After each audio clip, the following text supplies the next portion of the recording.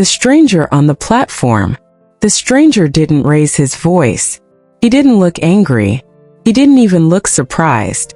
He just leaned closer and said 5 words that froze the blood in my veins. Your husband made a mistake. I laughed at first. A short, awkward laugh, the kind people make when they assume they've misheard something. I'm sorry, I said. The man tilted his head slightly, studying my face as if checking something off a list. His eyes were sharp, older than his face suggested. He smelled faintly of rain and old paper. I said, he repeated calmly, your husband made a very big mistake. I had never seen this man before in my life. We were standing on the train platform downtown. Late afternoon rush hour, people brushing past us with phones glued to their ears. Horns blared in the distance. A train screeched somewhere underground. And yet suddenly the world felt very quiet. You've got the wrong person, I said, stepping back. But the stranger smiled. No, he said softly. I don't. An ordinary life, or so I thought. If you'd asked me that morning whether my life was stable, I would have said yes. Not perfect, but solid. My name is Emily Carter. I was 39 years old, married for 14 years, and working part-time as a dental office administrator. My husband, Daniel, worked in logistics, nothing glamorous, nothing secret. We lived in a modest house in a quiet suburb. No scandals, no affairs, no dramatic arguments, or at least none that I knew of. Daniel was dependable, predictable, maybe even a little boring, and I had always thought boring was safe. That morning he'd kissed my forehead like always and said, "Don't forget dinner with my sister tonight." I hadn't forgotten. I never forgot anything important. The stranger wouldn't leave. "I don't know you," I said again. "Please leave me alone." He didn't move. Instead, he reached into his coat pocket slowly, so slowly that my heart began to pound. But he didn't pull out a weapon. Before we begin, if you enjoy stories that touch the heart and remind us of life's quiet miracles, don't forget to like this video and subscribe. It truly helps our little storytelling family grow. He pulled out a photo. He held it up between us, shielding it from passers-by. My breath caught. It was Daniel. Not a recent photo, he looked younger. His hair darker. His jaw less tense. But it was unmistakably my husband. And beside him was a woman I had never seen before. They weren't touching, which somehow made it worse. "Where did you get that?" I whispered. The stranger lowered the photo. "Your husband," he said, "made a promise he never kept." My hands began to shake. "I don't know what you think you're doing," I said, forcing strength into my voice, "but this is harassment." He nodded as if accepting that. "I expected you'd say that." Then he said the sentence that changed everything. "He told me you'd be kind," a name I had never heard. We sat on a bench at the far end of the platform, away from the noise. I didn't know why I agreed to sit with him. Fear maybe. Curiosity definitely. "My name is Michael," he said. "I won't tell you my last name yet." "Why not?" "Because once I do, your life won't feel the same." That sounded dramatic. Manipulative. Like something from a bad movie. And yet my stomach twisted. "What do you want?" I asked. "Not money," he said immediately. "Not revenge." "Then what?" He looked at the tracks. A train roared past, wind whipping my hair into my face. "I want you to know the truth," he said. "Because you're the only innocent one in this." I swallowed. "The truth about what?" Michael turned to me. "About who your husband really is," he said. "And about who I am." The first crack in my marriage. I wanted to stand up, walk away, call Daniel and tell him some crazy man was harassing me. But instead, I asked the worst possible question. "How do you know my husband?" Michael's jaw tightened. "I met him 22 years ago," he said. I frowned. "That's not possible. Daniel and I." "You met him 14 years ago," Michael interrupted gently. "I know. My heart started to race. He was already married then, Michael added. I stared at him. No. He wasn't. Michael gave me a sad look. Not to you. A story that didn't add up. Michael explained slowly, carefully, like someone defusing a bomb. Daniel, according to him, had lived a different life before me. Another city. Another woman. Another name. People change, I said weakly. Yes, Michael agreed.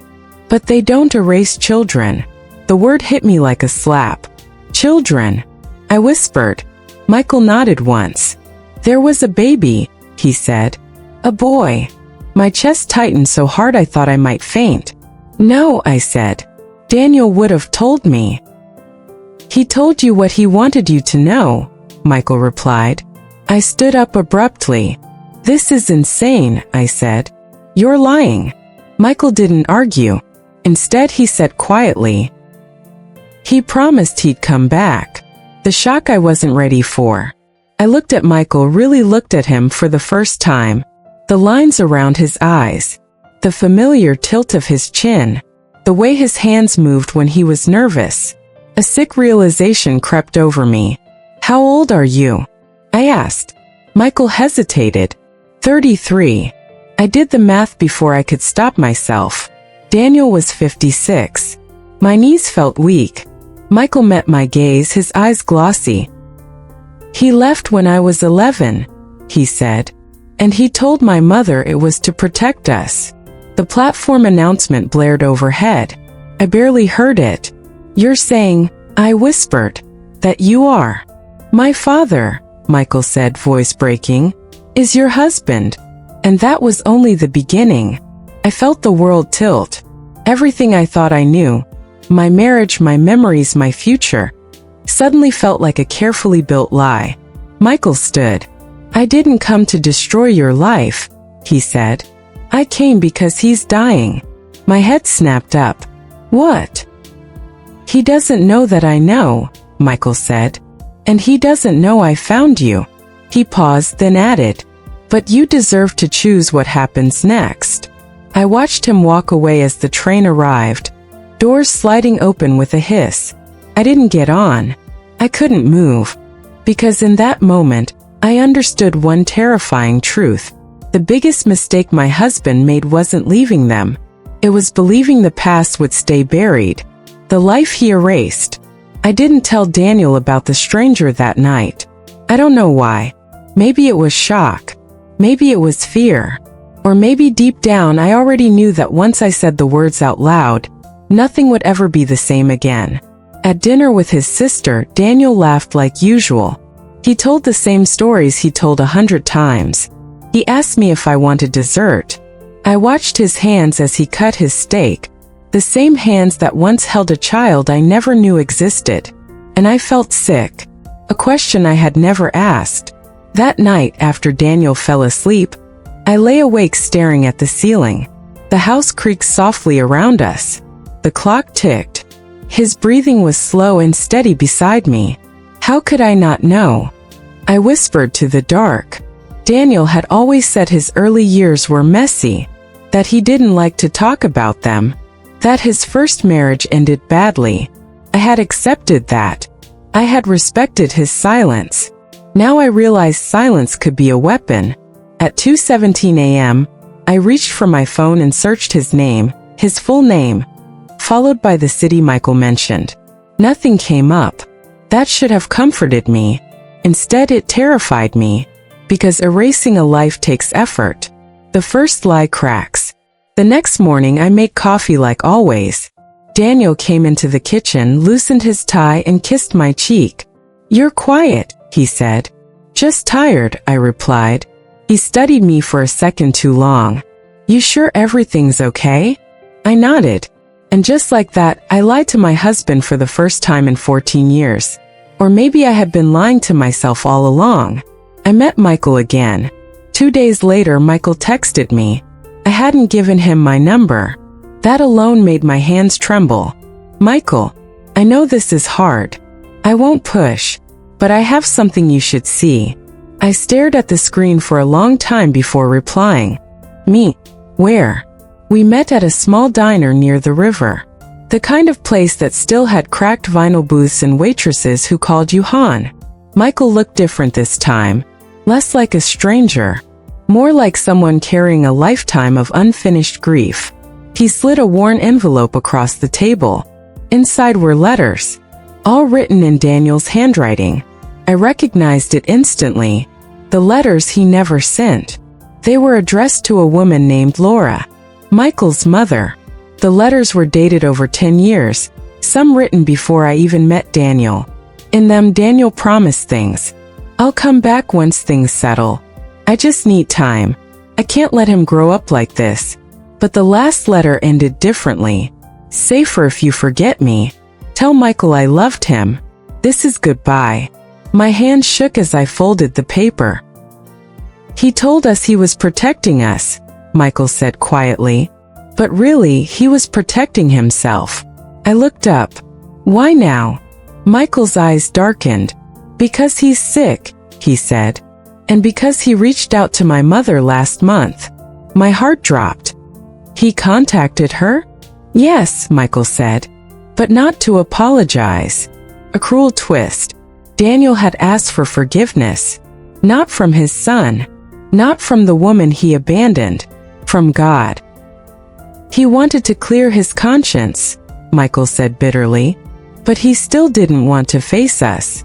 I felt something inside me break. So he never planned to tell me, I whispered. Michael shook his head. No.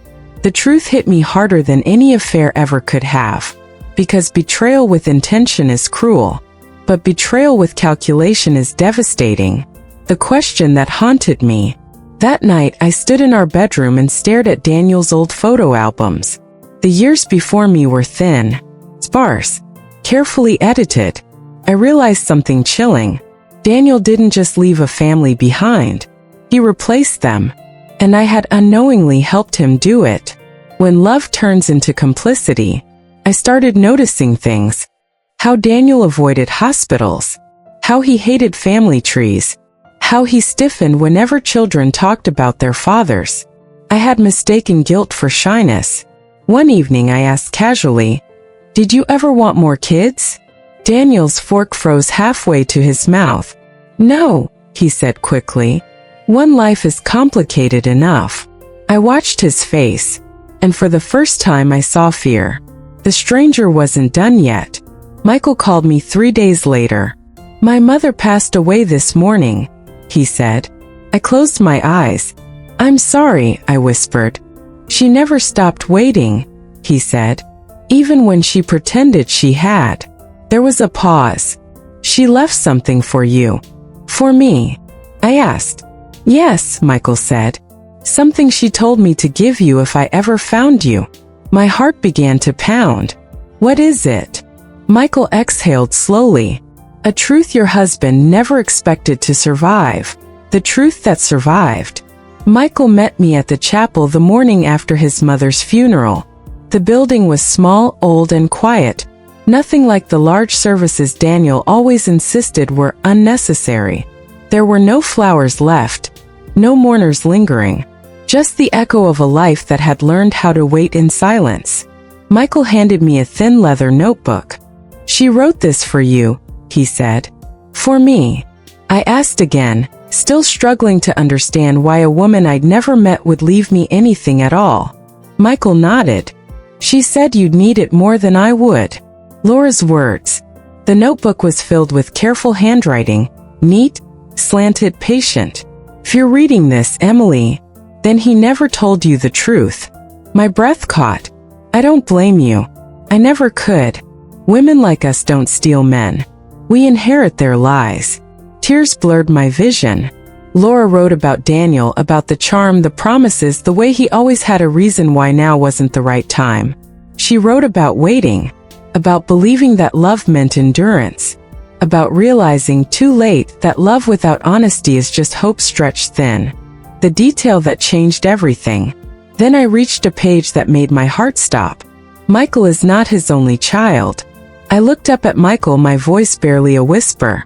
"There's more." Michael nodded. "I didn't know either." Laura had been pregnant once before Michael. A baby girl. Daniel had never known.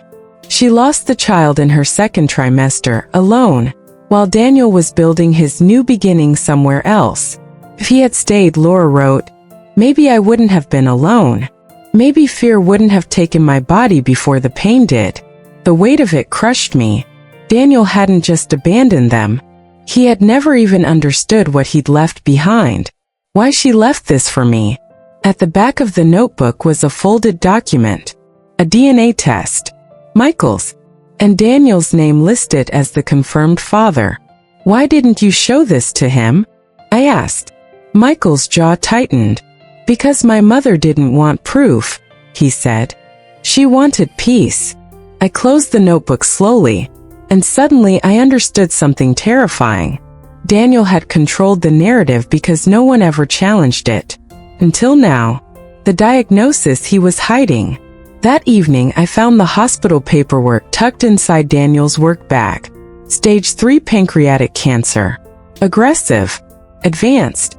I sat on the floor, the pages shaking in my hands. So this was why. Why he was reaching backward. Why he was suddenly afraid of judgment. He wasn't trying to heal the past. He was trying to outrun it. When I finally asked, that night I couldn't pretend anymore. How sick are you? I asked quietly. Daniel froze. Then his shoulders slumped. They gave me maybe a year, he said. 2 if I'm lucky. I waited. He didn't say anything else. What about Michael? I asked. Daniel looked up sharply. Who? My voice cracked. Your son. The color drained from his face. The lie finally dies. I was going to tell you, he said. When? I asked. When I was ready. Or when you had nothing left to lose. I snapped. Daniel broke. He told me everything he wanted to. Not everything he needed to. He spoke of fear. Of shame. Of survival. Never once did he say sorry.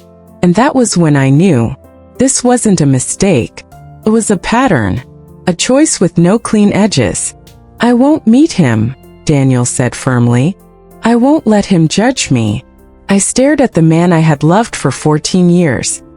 He doesn't want to judge you, I said. He wants to know you. Daniel shook his head. It's too late. Maybe for him, but not for me. The decision I didn't tell him. That night, while Daniel slept, I packed a small bag. I took Laura's notebook. I took the DNA report. And I took my wedding ring off for the first time since the day he placed it on my finger. I left him a note. Truth doesn't wait forever. And I walked out. What blood remembers? Michael didn't answer his phone the first time I called. Or the second. By the third, I was standing in the rain outside his apartment building. My coat soaked through, my nerves stretched thin. When he finally opened the door, his expression was guarded. You shouldn't be here, he said. I know, I replied. But neither should the truth. And yet here we are. He stepped aside. Proposal he never expected. Michael sat across from me at his small kitchen table, his mother's notebook between us like a third presence. I didn't come to ask you to forgive him, I said. I wouldn't. Michael's shoulders relaxed slightly. I came to ask you to let me help, I continued. Help how? He asked. By making sure his story doesn't end in silence. Michael laughed bitterly. He doesn't want me there. I know, I said. But death doesn't care what we want. That stopped him. He's sick, I added. Worse than he admits. Michael looked down. I know, he said quietly. He reached out again yesterday. Not to me. To my mother's old number. The cruelty of that cut deep. The unspoken fear. What are you afraid of? I asked. Michael didn't answer right away. Becoming him, he said finally. The words sat heavy between us. You won't, I said. Because you're already doing what he never did. What's that? Showing up. The hospital room. Daniel didn't expect to see either of us. His face tightened the moment Michael stepped into the hospital room. "This is a mistake," Daniel said weakly.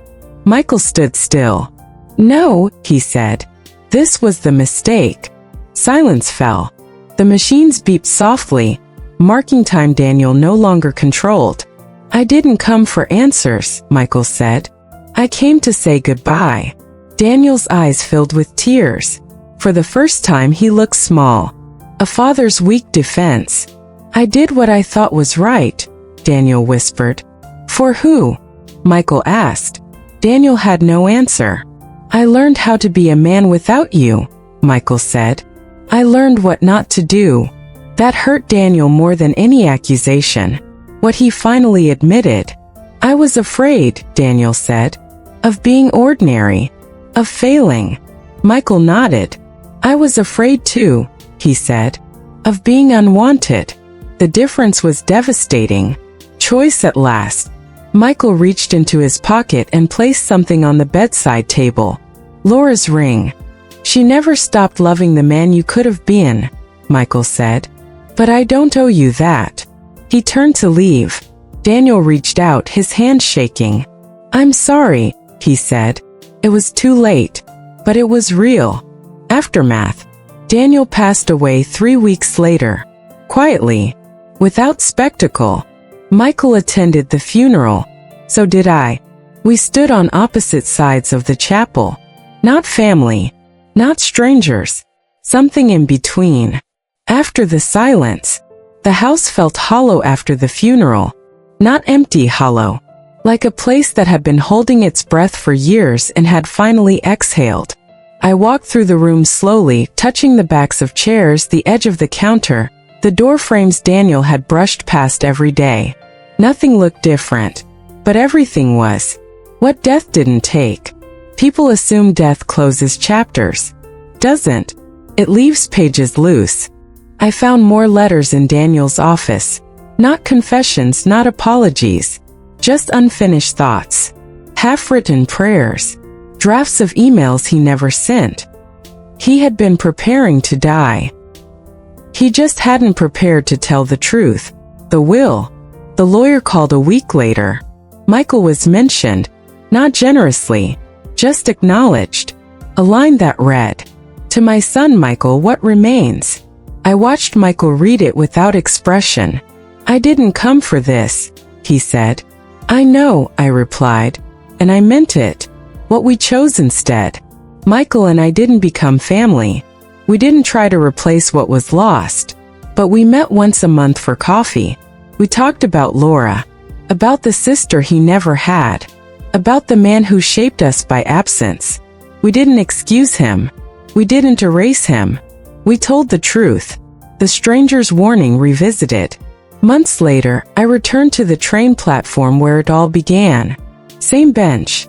Different woman. I realized then what the stranger had really meant. The mistake wasn't leaving. The mistake was believing the people left behind would stop existing. My life rewritten. I sold the house.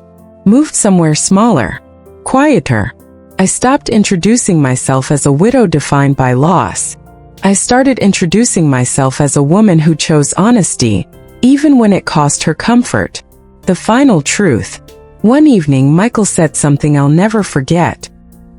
"He didn't teach me how to be a father," he said, "but he taught me how not to disappear." I smiled through tears. That was the inheritance. Epilogue. Sometimes when I'm waiting for a train, I watch strangers' faces. I wonder which lives are built on half-truths. I wonder who is carrying a warning they don't know how to give yet. And when I hear footsteps behind me, I don't flinch anymore. Because truth doesn't sneak up on you. It waits.